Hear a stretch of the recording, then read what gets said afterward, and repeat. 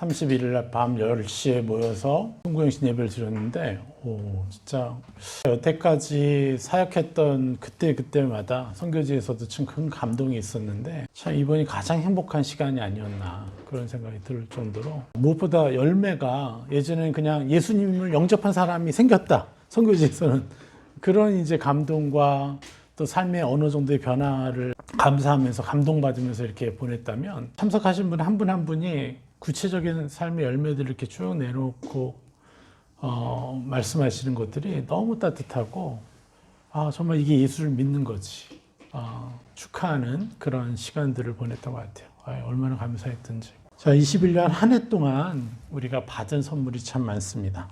그렇죠? 네. 제가 송구영신 예배 때 잠깐 나눴던 말씀인데 그것들을 조금 더 구체적으로 좀 나누려고 해요, 오늘. 21년 한 해 동안 우리가 받았던 선물을 이렇게 생각해 보니까 너무 많은데 그 중에 대표적인 선물 한 3가지만 이렇게 나누면 그것이 바로 첫째로 정체성에 대한 이제 하늘, 시야를 얻은 거죠.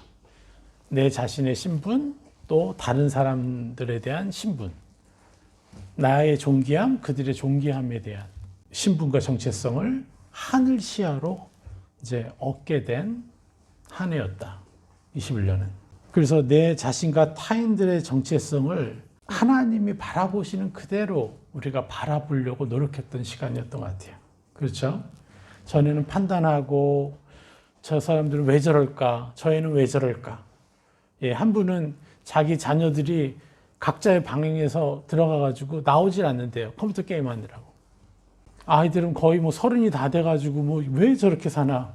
너무 한심스럽고 안타깝고 막 속에서 막 울분이 나는데 그런데 그 아이들을 하나님께 가져가서 그 아이들에게 말하지 않고 또 그렇게 하나님의 시야대로 축복해 주기 시작하니까 자기의 자녀들을 대하는 자신의 태도, 눈빛이 바뀌어지기 시작한 거예요. 그래서 자녀들과 더 대화하기 시작하고 서로 배려하기 시작하고 이렇게 됐는데 참 놀라운 것은 그 게임 중독으로 각 방에 있었던 아이들이 다 취직했다는 거예요. 그리고 아버지와 더 깊은 대화를 하기 시작했고. 그래서 자기는 항상 저들은 제 아이들은 어떻게 살아갈까 이 생각을 했는데 자기가 축복을 해주지 못하고 육의 시야로 땅의 시야로 보이는 대로만 이렇게 평가했던 그 삶이 얼마나 안타까웠던 것인지를 이제 깨닫고 이제 그 아이들을 축복하니까 그 아이들의 삶이 변화되기 시작한 거죠. 그래서 참 그런 것들을 우리가 볼 때 눈앞에 보이는 사람들의 그 모습에 그들의 연약한 모습에 우리가 집중하던 그 시야가 어떻게 해요? 하늘의 시야로 바뀌어가기 시작했던 것들. 그분 말고도 너무 많죠, 다. 처음으로 한 분은 자기 남편으로부터 당신이 내 아내여서 고맙다고 그런 얘기를 처음으로 듣기도 하고 결혼한 지 거의 20여 년이 됐죠. 정말 많은 열매들을 얻게 됐어요. 근데 왜 얻었어요? 바로 우리가 하늘 시야로 그들을 인정해주고 그들에게 축복해줬기 때문에 그렇죠. 물론 우리가 실패한 시간도 더 많을 수 있습니다. 당연하죠. 우리가 축복해줘야 되는데 더 많이 축복해줘야 되는데 생각보다 내가 원하지만 갑작스런 나의 감정 때문에 화남 때문에 절망감 때문에 그렇게 축복해주지 못할 때가 많았죠. 특별히 여러분 자신에 대해서 더 많이 그랬을 것 같아요. 그런데 그 모든 상황 가운데서도 여러분들은 한 번이라도 혹은 2번이라도 하나님의 시야로 축복해 주려고 노력했던 것을 하나님은 놀랍게 인정하신다는 거예요. 우리가 하늘나라에 있는 것도 아닌데 우리가 어떻게 완벽하게 살겠어요? 이 땅의 주인은 사단인데. 그죠? 끊임없이 우리의 마음을 터치하고 우리의 마음에 거짓된 메시지를 계속 주는데 우리 감정에 거짓된 감정을 끊임없이 부어주고 있는데 어찌 우리가 완벽하게 그걸 살아가겠어요? 중요한 것은 우리가 늘 내 자신을 옛사람으로 인정하고 눈에 보이는 연약함으로 인정하고 다른 사람을 그렇게 인정하던 우리가 이제 어떻게 해요? 하나님께 물어보기 시작했고 하나님께 물어봐서 하나님으로부터 들은 것으로 내 자신을 축복해주고 새 사람을 인정해주고 다른 사람을 인정해주기 시작했다는 것이 너무나 놀라운 일인 거죠. 엄청난 기적인 것입니다.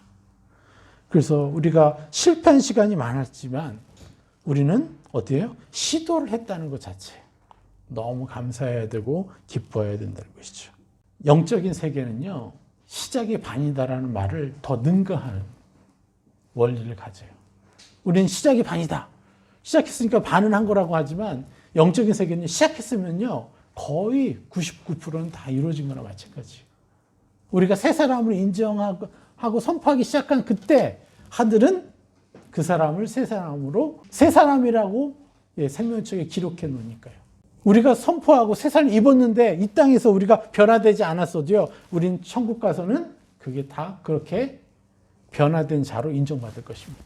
우리가 눈처럼 휘어진, 우리의 죄가 눈처럼 휘어졌다라고 하는 하나님의 그 메시지를 분명히 믿음으로 받으셔야 돼요. 그래서 하나님은 십자가로 우리를 보시는 거예요. 십자가의 보혈로 우리의 죄가 아무리 많을지라도 그게 새하얗게 없어진 그 상태로 우리를 바라보시는 거예요. 그래서 우리를 야 더러우니까 내게 가까이 오지 마.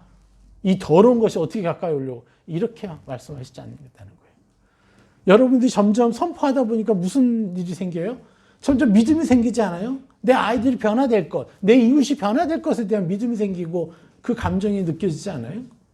그것이 왜냐? 하나님의 시야를 우리가 더 얻어가고 있기 때문에 그렇습니다. 그래서 우리는 지난 한 해 동안 정말 하나님의 시야로, 하늘의 시야로 사람들을 바라보는 이 정체성이 바뀌어가기 시작했습니다. 참 우리 너무나 놀랍게 정말 하나님의 은혜가 얼마나 놀라운지 참 너무나 감사하는 시간이 되었습니다. 그래서 우리는 실패에 묶이지 않으려고 많이 노력했죠. 연약함에 매여 있지 않기 위해서 부단히 싸웠죠. 하나님이 여러분에게 칭찬해 주시는 하나님의 그 눈빛과 하나님의 그 마음을 느껴보시기를 축원합니다. 그리고 둘째로 우리가 지난 한 해 동안 받은 선물은 뭐냐? 너무 중요한 선물이 무엇이냐? 하나님의 형상에 대한 오해들을 또 하나하나 풀어내는 시간을 가졌다는 것이에요. 하나님 아버지의 찬란한 성품이 어떤 것인지 구체적이고 아주 깊이 하나하나 배우기 시작했습니다. 물론 부족할 수도 있죠. 저는 이 성품 전체 48가지의 성품을 다 설교하고 이게 몇 년 안에 끝날지 모르겠어요. 그런데 또 두 번째 돌아오는 그 성품을 또 기대해요. 왜냐하면 내가 더 바뀌어 있고 내가 더 하나님의 영광 앞에 가까이 갔기 때문에 그때는 같은 성품을 또 설교하더라도 또 다른 찬란한 더 구체적이고 더 세밀한 그 성품이 보이게 될 테니까요. 느껴지게 될 테니까. 우리가 처음 이제 성품에 대해서 본격적으로 설교하기 시작하면서 이제 하나하나 배우기 시작하면서 정말 저 개인적으로는 되게 황홀한 시간이었다라고 이렇게 그런 생각이 들더라고요. 너무 감사해요. 그 하나님의 찬란한 얼굴을 더 바라보니까 내 마음이 바뀌기 시작하는 거예요. 그래서 사람들을 바라보면서도 어떤 판단되거나 연약함이 보일 때 그것이 판단으로 가지 않고 바로 하나님의 시야로 한 번이라도 더 축복해 줄 수 있는 그런 기회로 삼는 시간이 훨씬 더 빨라졌고 또 그러다 보니까 당연히 제 마음은 더 겸손해지겠죠. 그죠? 저들이나 나나 하나님 은혜를 받은 자들인데 이렇게 되니까 얼마나 편해요.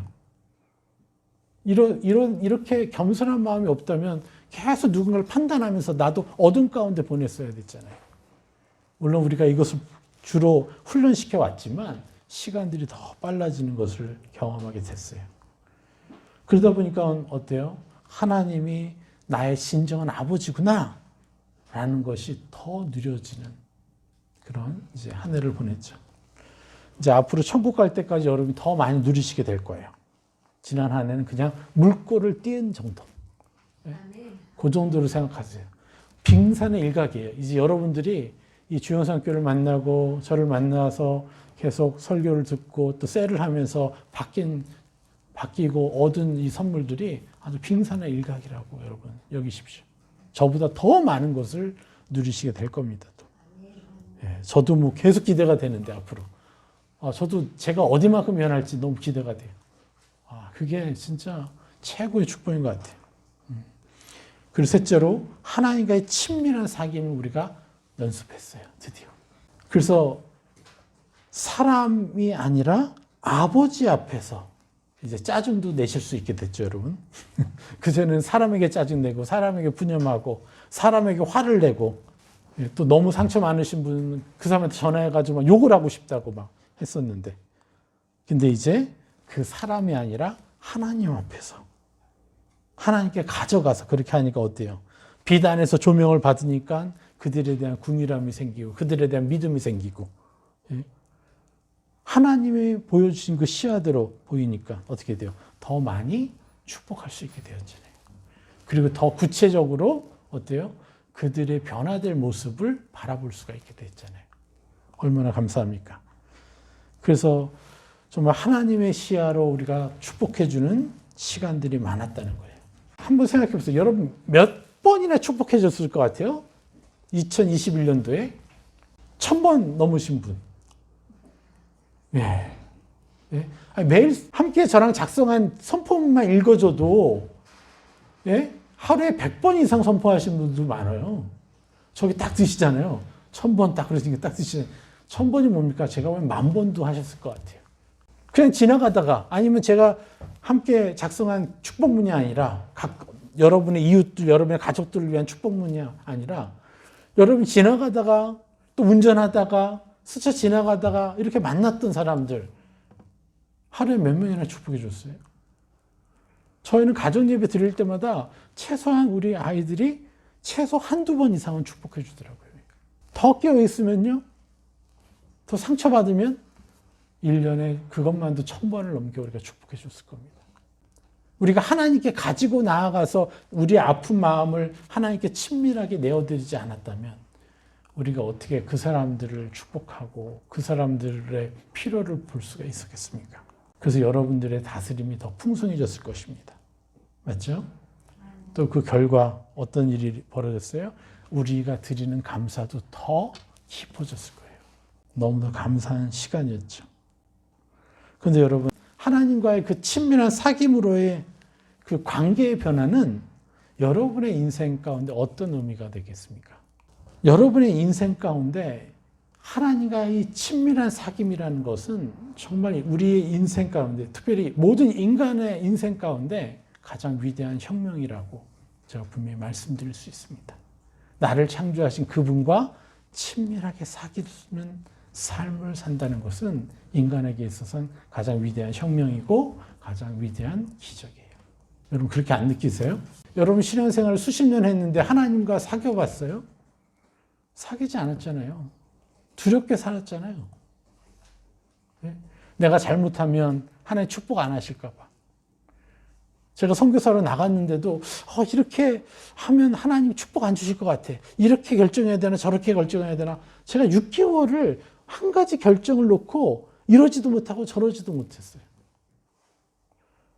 근데 제가 너무 존경하는 선교사님 계셨는데 그분을 이제 한국에 나왔는데 그분 한국에서 집회하러 나오셨다고 들어서 연락을 해가지고 밤 12시에 그 호텔로 찾아가서 그분이 밤 12시에 지방에서 비행기 타고 올라오신 거예요. 거기 찾아가서 밤 12시에 호텔에서 만났어요. 그러면서 그걸 물어봤어요. 그랬더니 그분이 그러시는 거예요. 그거 하나님의 음성이 아니면 어때요? 선교사님이 하나님의 음성이라고 생각했다면 분명히 하나님 거기에 대해서 보상을 해주실 거예요. 실수할 것을 두려워하지 마세요. 제가 처음으로 실수에 대한 두려움을 갖지 말라고 그런 말을 처음 들었어요. 그래서 저는 생각했어요. 도대체 저분이 믿는 하나님과 내가 믿는 하나님 왜 다른 거지? 왜 같은 하나님을 믿는데 왜 서로 다른 하나님을 믿고 있는 거죠?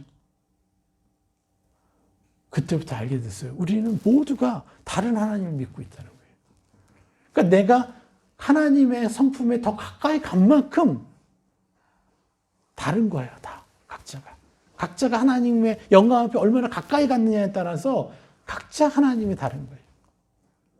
그런데 너무나 많은 분들은 두려움 때문에 이러지도 못하고 저러지도 못하는 너무 안타까운 시간을 보내왔죠.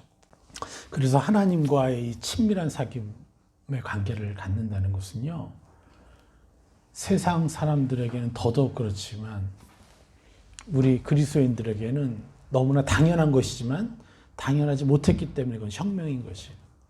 세상 사람들은요, 꿈조차 꿀 수 없는 거예요. 하나님이 우리와 그렇게 친밀하게 사귀실 수 있다라는 것을. 그래서 여러분, 우리는 놀라운 축복을 받았습니다. 이제 이러한 축복을 어떻게 해요? 더 온전하게 누려야 돼요. 창조주의 그 친밀한 사귐이 이 세상에서 가장 위대한 혁명이고 위대한 기적이라고 말씀을 드렸는데, 여러분의 감정적으로 이게 느껴져요? 정말 그런 것인지? 정말 당연한 것인지 그렇게 느껴지나요? 어떠세요? 감정적으로 너무 당연한 거야. 나는 하나님 당연히 사귀어야 돼. 그렇지 못한 게 이상한 거고. 그렇게 막 감정적으로 느껴지나요? 독생자를 희생제물로 삼으셨으면 그 독생자를 희생제물로 삼으셔서 우리를 대속해서 우리를 사셨잖아요. 그렇죠? 대속이란 게 뭐야? 예수 그리스도의 생명을 희생시켜서 우리를 사신 거잖아요. 그러면 예수님이 이 땅에 오셔서 하나님과 친밀히 교제했던 그것을 우리도 받아야 되는 거 아닌가요? 왜 하나님이 손해를 봐요? 여러분, 우리가 뭔가를 투자를 해도 최소 그것보다 더 많은 것을 이득을 얻기 위해서 투자를 하는 거 아니에요? 그럼 하나님도 왜 예수님을 희생시키셨죠? 하나님도 예수님을 통해서 투자하신 거예요. 우리에게. 이해가 되십니까? 왜 손해보는 일을 하세요? 그분은 사랑하는 것 외에는 손해보는 일을 하시는 분이 아니세요. 사람을 얻으셔서 여러분 한 사람 한 사람과 예수 그리스도와 함께 교제 나눴던 친밀한 사귐을 여러분들하고 하시고 싶으셔서 그 일을 하신 거죠. 그래서 이것을 우리는 당연히 여겨야 돼요. 이것을 당연히 못 느끼는 게 사실은 저주죠. 그래서 계속해서 하나님과의 친밀한 사귐에 대해서 끊임없이 말씀드렸던 것이, 이제 21년 한 해 동안 우리가 하나님과 사귐을 이제 연습을 했습니다. 이건 참으로 놀라운 일이에요. 그냥 하나님과의 동행 수준이 아니라, 하나님과 함께 사역하는 동행 수준이 아니라 정말 친밀하게 나의 모든 것을 아버지께 드리고 말씀드리고, 그래서 하나님부터 듣고, 이러한 시간들을 여러분 가지셨던 것을 축하드립니다. 자, 이제는 이제 22년도 우리가 뭘 해야 됩니까? 정말 이 세 가지만 21년도에 했던 이 핵심, 그리고 성품들, 이것들을 22년도에 이제 더 지속적으로 또 이것에 집중하면서, 그래서 한 번 축복하던 사람이 두 번, 세 번, 여러분의 시간이 몇 배로 축복하는 시간이 난다면 얼마나 좋겠어요. 저는 그것이 너무나 기대됩니다. 예. 그러나 중요한 것은 뭐예요? 누누이 말씀드리지만 우리가 그렇게 변화되고 있지 못하고 성장하고 있지 못하다는 것, 그것 때문에 오는 이 정죄감에 여러분 속지 마십시오. 그저 내가 변화될 것에 대해서 집중하고 새 사람을 입으면 악에게 더 이상 속지 않습니다. 특별히 정죄감에 대해서도 여러분이 많이 경험하셨을 거예요. 가장 많이 경험하셨던 영역일 거예요. 이 정죄감과의 싸움은. 그렇죠? 이 정죄감과의 싸움은 우리가 죽을 때까지 해야 될 일일 거예요. 왜냐하면 이 땅의 주인인 사단이 끊임없이 우리를 걸고 넘어지려고 할 테니까요. 그래서 우리가 이 정죄감과의 싸움도 더 힘을 내봅시다. 22년도에 우리가 특별히 더 이제 집중해야 될 게 하나가 있어요. 그것이 뭐냐면 우리의 또 다른 정체성이에요. 성경은 우리의 정체성을 이렇게 말씀하고 계십니다. 베드로전서 2장 9절. 그러나 너희는 택하신 족속이요 왕 같은 제사장들이요 거룩한 나라요 그의 소유가 된 백성이니 이는 너희를 어두운 데서 불러내어 그의 기이한 빛에 들어가게 하신 이의 아름다운 덕을 선포하게 하려 하심이라. 아멘. 이 말씀을 우리는 너무 잘 알고 있죠. 그러나 이 말씀이 여러분들 가운데는 어떤 의미로 들리십니까? 어떤 감정으로 느끼세요? 여러분들은 정말 왕 같은 제사장들이고 택하신 족속이고 거룩한 나라라고 인정이 되십니까? 아멘. 성경은 너희들 모두가 그냥 하나님의 나라다 이렇게 얘기하지 않고 너희들 하나하나가 하나님의 나라다라고 이렇게 말씀하고 계시다는 거예요. 여기 너희는 헬라어로는 히메이스, 이 뜻이 뭐냐면 너희 스스로는, 너희 각각은 이란 뜻을 가져요. 우리들 모두를 합쳐서 하나님의 나라라고 하시는 게 아니라 여러분 한 사람 한 사람을 하나님의 나라다라고 얘기를 하는 거예요. 그러니까 여러분은 이 움직이는 것이 그냥 한 사람, 한 개인이 움직이는 게 아니라 하나님의 나라가 움직이는 것이라고 이렇게 얘기하시는 거예요. 그래서 택하신 족속이고 특별히 선택된, 그리고 왕 같은 제사장들이고, 그런데 그거보다 더 강력하게 뭐라고 그래요? 거룩한 나라요 라고 하나님 말씀하시는 거예요. 그래서 여러분은 바로 누구예요? 나라 그 자체인 거예요. 그래서 나라이기 때문에 공격도 더 많이 받는 거예요. 이해가 되세요? 그냥 별 볼 일 없는 사람이면은 그냥 사단은 놔둬요, 그냥. 그런데 저 사람이 앞으로 엄청난 나라가 될 것, 그 나라가 제대로 돌아가게 되면 사단의 왕국은 정복당하기 때문에 그 사람들을 그냥 둘 수가 없는 거예요. 그래서 많은 시련과 고난이 바로 여러분이 그만큼 더 위대한 나라를 가지게 될 것이다라는 증거로 여러분 받으셔야 되는 것이에요. 그것을 여러분이 극복하고 그러한 수많은 상처와 어려움 가운데서도 여러분들이 그들을, 원수 같은 사람을 축복해주고 그들이 새 사람을 입어서 바뀔 것에 대한 그 기대감으로 여러분이 살아갈 수만 있다면요, 여러분은 더 찬란한 하나님 형상들을 얻게 되고 느끼게 될 거예요. 그리고 그가 왜 그런 삶을 살 수밖에 없었을까? 그가 왜 나한테 이런 상처를 줄 수밖에 없었을까를 하나님과 함께 안타까워할 수 있어요. 왜요? 우리는 신적 차원의 사람이니까요.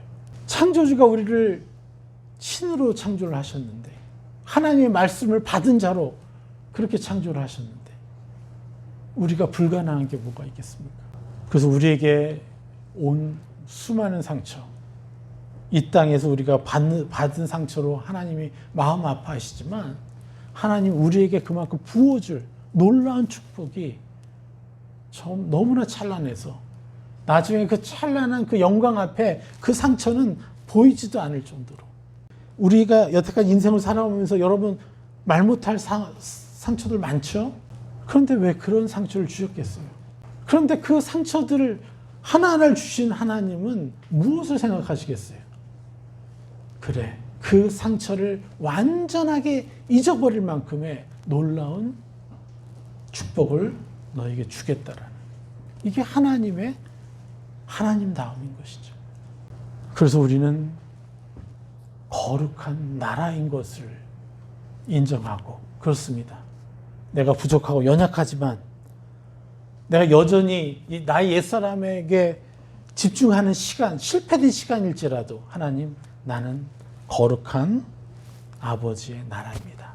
나는 하나의 왕국을 다스리는 그런 존재이고, 우리가 죽어서 천국 갔을 때 우리는 왕국을 선물 받는 위대한 존재라는 것을 여러분 잊지 마시고, 이제 이 땅에서 살아가면서 한 사람이라도 더 다스려주고 축복해줘서 나의 왕국을 더 준비해가는 그런 시간으로 이 땅에서의 시간을 보내야 되는 것입니다. 지난번에 말씀드렸지만 이것은 나에 의해서 준비되는 왕국인 거예요. 하나님이 우리에게 땅을 줄 것이고 왕국을 줄 것이지만 내가 이 땅에서 얼마나 많은 사람들을 다스리고 축복해 줬느냐로 나의 영토가 결정될 것입니다. 그래서 우리는 이 위대한 존재, 정말 말도 안 될 것 같은 참으로 위대한 존재라는 것을 우리가 인정하셔야 돼요. 왜 그렇습니까? 여러분, 가장 위대한 존재인 성삼위의 한 분이신 예수님이 여러분을 위해서 희생제물로 쓰임받았어요. 무슨 말씀인지 아십니까? 온 우주의 가장 위대한 존재 세 분, 성삼위 하나님, 그분 중에 한 분이 여러분을 위해서 희생제물로 쓰임받았다는 거예요. 그럼 그 위대한 분이 희생제물로 쓰임받아서 여러분에게 생명을 주셨는데, 새로운 정체성을 주셨는데, 고작 10,000평짜리 저택에서 살아서야 되겠습니까? 그렇지 않겠어요? 여러분 천국 가서 몇 평 집에서 살 것을 생각해요? 많이 생각해봐야 1,000평, 10,000평이겠죠. 아닙니다. 우리는 왕국을, 왜요? 성삼위의 한 분이신 그분의 희생으로 우리가 생명을 얻었기 때문에. 그래서 이 땅에서 내가 손해보고 이 땅에서 억울한 일로 인해서 그 억울함이 별로 느껴질 필요가 없는 거예요. 왜요? 우리가 누리게 될 것들이 너무나 엄청나기 때문에 그렇습니다. 그래서 우리는 우리의 위대한 신분을 인정해야 돼요. 그래서 성경에서 뭐라고 말씀합니까? 베드로전서 2장 6절 같이 읽어볼까요? 성경에 기록되었을 때 보라 내가 택한 보배로운 모퉁이 돌을 시온에 두노니 그를 믿는 자는 부끄러움을 당하지 아니라 하였으니. 여러분 보십시오. 그를 믿는 자는 부끄러움을 당하지 아니하리라 하였다 그랬어요. 여러분, 우리가 인생을 살면서 수많은 일들이 있어요. 사람들이 나한테 심지어 상처를 주지 않는데도 나는 부끄러움 가운데 휩싸여서 살 수밖에 없어요. 그런 사람도 많지 않습니까? 집에 가만히 있는데도 내 자신이 부끄러워. 엊그저께도 한 분이 간증하시는데 부끄러워서 가게를 나가는 것들도 큰 결심을 하고 나가야 되는. 가만히 있어도 우리는 부끄러움을 당해요. 가만히 있어도 악한 영이 자꾸 나를 정죄하니까, 나의 연약함을 자꾸 보여주니까, 나의 실패된 것들을 계속 일깨워주니까 우린 내 자신이 부끄럽고 수치스럽고. 왜 그래요? 나의 위대한 존재, 내가 얼마나 놀라운 존재이고 거룩한 나라인지를 내가 느끼지 못하니까 악한 영이 쏘는 화전에 끊임없이 당했던 거죠. 50보 100보예요. 그렇다고 내가 일상에서 거리낌 없이 막 밝게 산다고 해서 정말 여러분 부끄러움이 없어요? 수치심을 못 느끼면서 살아요? 엄청나게 수치심을 느끼면서 살고 있다는 겁니다. 우리는 매일 매 순간을 실제로는. 그래서 내가 부끄러워서 당당하게 사람들 앞에 나서지 못할 때도 너무 많다는 거죠. 우리는 매 순간 사실은 부끄러움을 당하면서 살아왔다는 것을 여러분 인정하셔야 됩니다. 왜 그래요? 내가 하나님의 거룩한 나라 그 자체라는 것을 내가 그만큼 못 누렸기 때문에 그래요. 그래서 나는 여러분들 더 위대한 지도자로 속히 만들어드리고 싶은 거예요. 또 제 자신도 더 그렇게 바뀌어가고 싶은 거예요. 그러니까 제가 거룩한 나라를 조금 더 느끼기 시작하니까 사람들이 나를 배신했다. 배신이라고 느껴지지 않는 거예요. 그럼 배신이 아니라 내가 그들을 더 사랑해 줄 수 있었는데 못 해줬다는 것으로 새롭게 느껴지기 시작하고, 그리고 그들이 어쩔 수 없이 그런 상황에 놓이게 되었던 것을 안타깝게 여기게 되고 축복하게 되는 것이죠. 여러분, 우리는 부끄러움을 당치 않게 될 것입니다. 그리고 7절, 그러므로 믿는 너희에게는 보배이나 믿지 아니하는 자에게는 건축자들이 버린 그 돌이 모퉁이의 머릿돌이 되고 또한 부딪히는 돌과 걸려 넘어지게 하는 바위가 되었다 하였느니라. 그들이 말씀을 순종하지 아니함으로 넘어지나니 이는 그들을 이렇게 정하신 것이라. 여러분, 믿는 우리에게는 보배예요. 그래서 우리의 그 예수 그리스도를 통한 나의 신분의 변화, 정체성의 변화, 엄청난 보배죠. 그리고 내가 세상을 다스리고 내가 거룩한 나라로서 세상을 축복해주고 나에게 상처 주는 사람에게 세상을 입혀주면서 그렇게 살아갈 수 있는데, 그러니까 우리에게 보배이죠.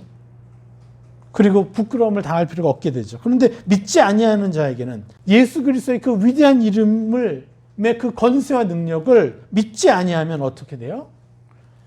건축자들이 버린 돌이 되고 아무짝에 쓸모없다. 그래서 버린 돌이 되고 모퉁이의 머릿돌이 되고 우리를 살리는 게 아니라 부딪히는 돌이 되게 하고 걸려 넘어지게 하는 바위가 된다 그래요.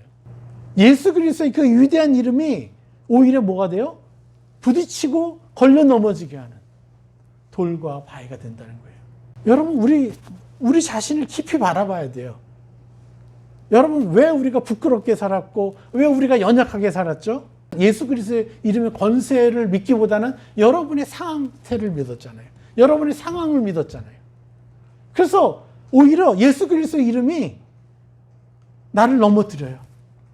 나를 넘어뜨린다는 게 뭐예요? 종교인으로 살아간다는 거죠. 그래서 종교인으로 살아가서 가족들을 괴롭히고 가족들을 힘들게 하고 가족들이 하나님과 만나는 것을 오히려 막는 일을 하고요. 주변 사람들이 교회에 나가지 못하도록 그런 삶을 사는 것이. 그게 뭐예요? 걸려 넘어진. 예수 그리스도의 그 위대한 이름이 사람을 부딪히고 걸려 넘어지게 하는 이름이 되었다는 거예요. 그래서 우리가 온전히 바뀌기 위해서는 뭘 해요? 나는 거룩한 나라다. 나는 거룩한 나라 그 자체다. 라는 여러분의 그 위대한 신분, 예수 그리스도라는 그 이름 하나 때문에 여러분이 누리게 되는 여러분의 위대한 정체성을 여러분의 감정으로까지 느껴야 된다는 거예요. 이게 느껴지지 않으면 오히려 우리는 자기 의와 종교에 묶여서 내 자신을 넘어뜨리고 남들도 넘어뜨리게 하는 그 삶을 살 수밖에 없다는 것입니다. 하나님은 우리를 왜 이토록 위대한 존재로 부르셨을까요? 왜냐? 애초에 우리를 정복하고 다스린 존재라고 그렇게 그 존재로 창조하셨기 때문에 분명히 창세기 1장에 명확히 얘기합니다. 정복하고 다스리라. 그래서 하나님 형상을 주신 것이죠. 그리고 위대한 희생자분인 다시 말씀드리지만 성삼위 한 분이신 예수님을 통해서 희생제물로 사용해서 우리를 사셨기 때문에 우리는 하나의 작은 예수로서 살아가야만 되는 존재인 거죠. 작은 예수로서 살아가야 될 첫 번째 필수 조건이 뭐예요? 하나님과 친밀히 사귀어서 하나님 형상과 교제함으로 하나님의 생각과 감정과 의지를 내가 점점점 취해서 세상을 다스리는 존재가 되게 하는 것. 이것이 바로 뭐예요? 하나님이 우리를 이토록 위대한 존재로 부르신 목적인 거죠. 그래서 정복하고 다스리는 이 방법에 대해서 명확히 얘기합니다. 그게 뭐예요? 바로 어두운 데서 불러내어 그의 기이한 빛에 들어가게 하신 이의 아름다운 덕을 선포하게 하려 하심이라. 바로 이 베드로전서 2장 6절부터 9절 말씀에 정점을 딱 찍는 거죠. 다시 한번 읽어볼까요? 베드로전서 2장 9절. 그러나 너희는 택하신 족속이요 왕같은 제사장들이요 거룩한 나라요 그의 소유가 된 백성이니 이는 너희를 어두운 데서 불러내어 그의 기이한 빛에 들어가게 하신 이의 아름다운 덕을 선포하게 하려 하심이라. 할렐루야. 여러분이 어떤 분들이에요? 어두운 곳에서 부름을 받아서 하나님의 기이한 빛에 들어간 자라는 거예요. 그래서 내가 그러한 자입니다. 우리는 날마다 나는 기이한 빛에 들어간 자, 하나님의 자녀입니다라고 그렇게 선포하셔야 되고 인정해야 됩니다. 그리고 내가 판단하라고 하는 저 사람들도 저절로 그냥 판단이 되어지는 저 사람들도 어떻게 해요? 내가 다스려주면 저들도 기이한 빛에 곧 들어오게 될 것이다라는 것을 이제 알고 있죠, 우리는. 그래서 우리는 이 일을 해야 돼요. 그러나 이 복음을 몰랐을 때는 우리가 서로에게 옛사람만을 입히며 상처만을 주면서 그렇게 살아왔죠. 그리고 어떤 사람들은 그저 그냥 좋은 부모 밑에서 자라서 지금 그나마 성품이 괜찮은 부모님 밑에 자라서 이렇게 상처는 덜 주고 그러다 보니까 내가 저 사람보다는 낫지. 저렇게 말썽 부리는 저 그리스도인보다는 내가 낫지 하면서 그냥 좋지 않은 사람들과 비교해서 자기가 좀 나은 줄 알고 착각하면서 우리는 정말 신적 차원으로 하나님 형상을 입는 데 달려가야 되는데 그렇지 못한 사람과 적당히 비교하면서 만족하면서 사는 또 다른 저주에 묶여있는 우리들이 있죠. 너무나 안타까운 것입니다. 우리는 엄청나게 놀랍고 진정으로 기이한 그 빛에 우리가 들어가야 돼요. 이 땅에서 이렇게 생고생하면서 사는데 이 정도는 보상받아야 되지 않겠어요? 그래서 이 어두운 곳에 거하는 삶, 이 불투명, 모든 것이 불투명해요. 진리도 불투명하게 느껴지고 들려지고 이런 것이 아니라 명확하게 느껴야 되는 것이죠. 그래서 이 기이한 빛, 이 경이로운 빛 안에 우리가 들어가야 되는 것입니다. 여러분 각각은 하나님께 그리고 세상에 너무도 존귀한 존재입니다. 결론입니다. 여러분이 누구라고요? 하나님께 그리고 세상에 너무도 존귀한 존재라는 거예요. 제가 여러분들 한 사람 한 사람에게는 조아리 창에 대해서 분명히 말씀드렸어요. 여러분들이 알고 있는 여러분 자신은 이 조아리라는 이 심리학자가 오랜 동안 연구한 결과 여러분이 알고 있는 여러분은 몇 프로예요? 고작 2%도 안 되는 여러분 자신을 알고 있다는 거예요. 고작 2%도 안 되는 여러분 자신의 연약함에 속고 있었다는 거예요. 장점도 있고 단점도 있지만 너무나 많은 시간을 여러분의 고작 2%도 안 되는 여러분의 연약함과 여러분의 문제들, 그걸 여러분 스스로 문제투성이라고 얘기하겠죠. 사단이 그렇게 계속해서 생각하게 했으니까요. 나는 왜 이럴까 하면서 문제투성이라고 하면서 여러분을 그렇게 평가했겠죠. 그런데 그것마저도 2%도 안 되는 거예요. 여러분의 진짜 모습은 뭐예요? 98% 안에, 여러분 안에 있는 놀라운 형상들. 예수님의 그 핏값으로 산 하나님의 찬란한 형상들이 여러분이라는 거예요. 그래서 우리는 우리 무의식 안에 우리가 한 번도 깨워보지 못했던 찬란한 형상들을 우리가 일깨워야 되는 거예요. 깨우는 유일한 방법이 뭐예요? 보혈을 의지해서 우리 자신에게 끊임없이 새 사람을 입히는 참 진리의 회개를 하셔야 되는 것이죠. 그래서 우리가 보혈을 의지해서 새 사람을 입을 때 가능하다고 말씀드렸는데, 그래서 여러분 우리는 정죄의 회개가 아니라 새 사람을 입는 참 진리의 회개에 집중해야 되는 것입니다. 그래서 로마서의 핵심, 로마서 8장 1절. 그러므로 이제 그리스도 예수 안에 있는 자에게는 결코 정죄함이 없나니. 고린도후서 5장 17절. 그런즉 누구든지 그리스도 안에 있으면 새로운 피조물이라. 이전 것은 지나갔으니 보라 새 것이 되었더라. 여기서 이 보라는 무슨 뜻인지 아세요? 감탄하다의 뜻이에요. 여러분이 변화될 그 형상을 바라보면서 그것을 적어보면서 감탄하십시오. 그러면서 이것이 나입니다. 내가 앞으로 바뀌게 될 나의 성격, 나의 성품들에 여러분 감탄하면서 적어보시고 선포해보세요. 그럼 더 명확하게 보여진다는 거예요.